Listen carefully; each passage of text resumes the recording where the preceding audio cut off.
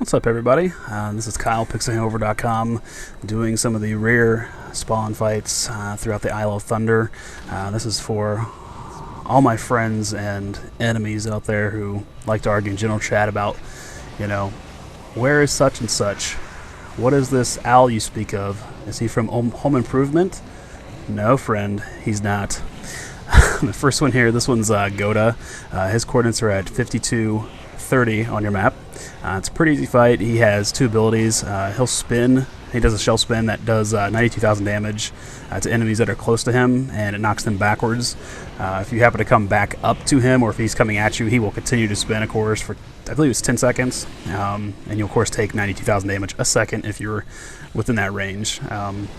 So the knockback is actually nice, because if he doesn't knock you back, then you have to move back, or you get slaughtered within like 3 seconds, 4 seconds. His second ability is Crystalline Shield. That reduces his magical damage taken by 10%. So basically, nothing. It's a pretty easy fight.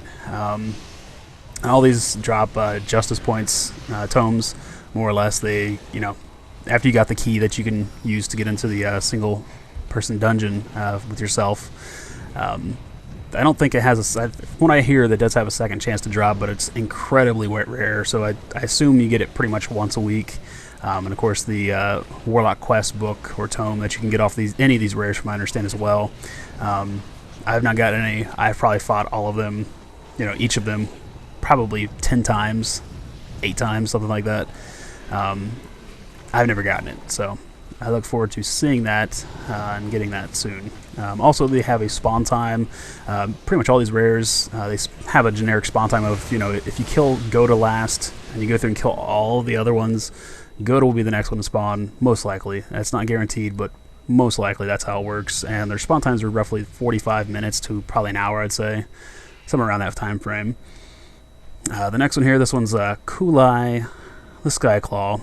Better known in general chat as Ku, or I've seen also Kul, K-U-L. He's on the southwestern beach of Isle of Thunder. His exact coordinates are 3782 on your map. He has an ability, Q's Leaping Rend ability, leaps to a target and does 20,000 damage every second for 10 seconds. I don't know if it's random or if he shares hate or you know, lose hate. I'm not sure. Seems pretty random to me from what I can tell. I could be wrong. But his Spirit Bond ability also allows him to take 50% less damage as long as his bird Terror Wing is still alive. That's not just Terror Wing, but Terror Wing. So Terror Wing. And his last ability is Blade Wind. He whirls around and does 45,000 to 54,000 damage every second for 10 seconds. So that's him. Also, you can see me run over to this guy and pull him close to Ku, so that way, if, as many of you experienced, too many people there, it seems like you can't grab the loot first time when you click on them. So if you bring something over to the boss that you just fought, kill them, loot them, most of the time it'll have, you know, the items from the boss, if there is any items actually from the boss, to pick up from there. So yeah, a little handy tip for you. Or you can just log out completely, there's that too. The next one is Altabim, the All-Seeing. AKA Owl, not Al Bundy, not Al from, you know, Tool Time, just Owl the All-Seeing. He spawns on the northeasternmost beach in Isle of Thunder. He's at coordinates 4430 on your map. He casts Omen, which inflicts 400,000 damage in 2 minutes. If you don't kill him in 2 minutes, you get to taste his Omen. And I don't want to taste Owl's Omen, so I make sure I kill him in 2 minutes. He also casts a meteor shower that does fire damage, as you can see. Doesn't seem to really do much, or maybe it's barely missing me, I don't know. He uses most through the fight the ability he uses most through the fight is the Shadow Bolt Volley, which basically hits everyone fighting him with a Shadow Bolt that hits for 22 to 25,000 a pop. It's manageable. There's nothing too crazy here. Just Al being Al. You know, being him. And that's who he's got to be, because that's him. That's Al. So,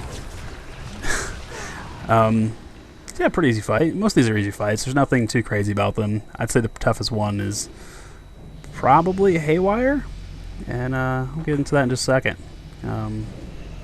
Because next is Mumta. Mumta.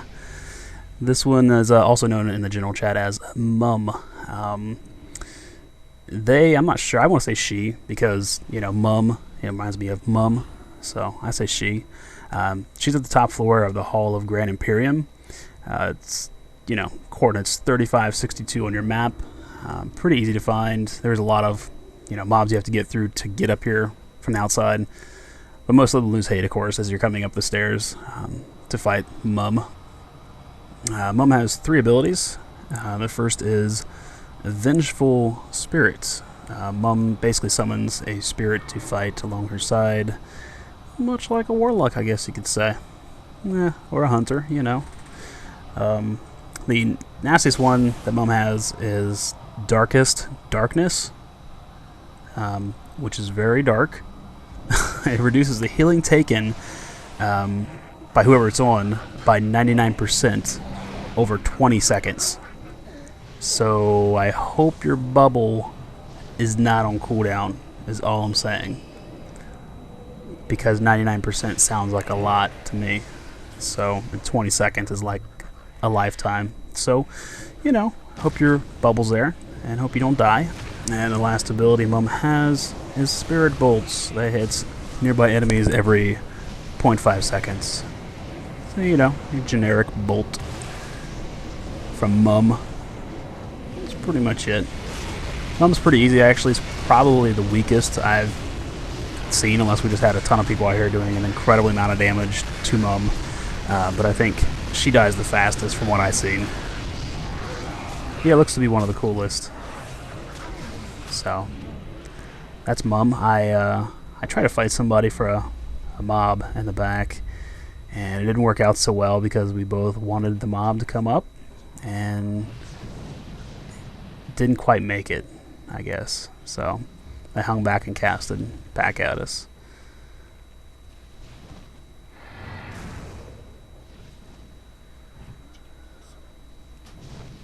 Also, do not step in those things. My God. I think they hit for like 100 and some thousand a pop. 200,000 a pop. Those little lightning circles on the floor. Do not jump in those. It's not healthy. Okay? Keep that in mind.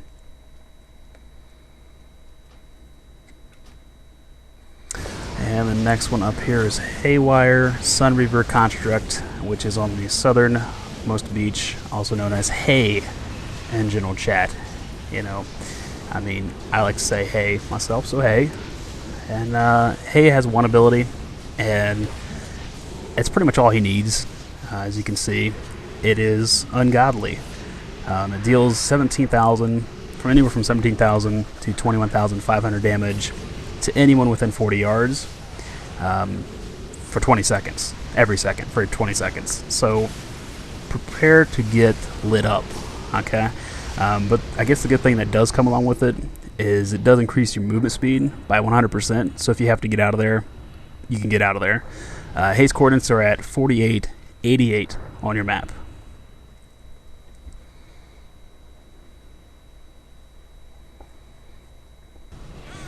And the last one, a very fun one. This one is Progenitus, and better known in chat as Prog, P-R-O-G, Prog. You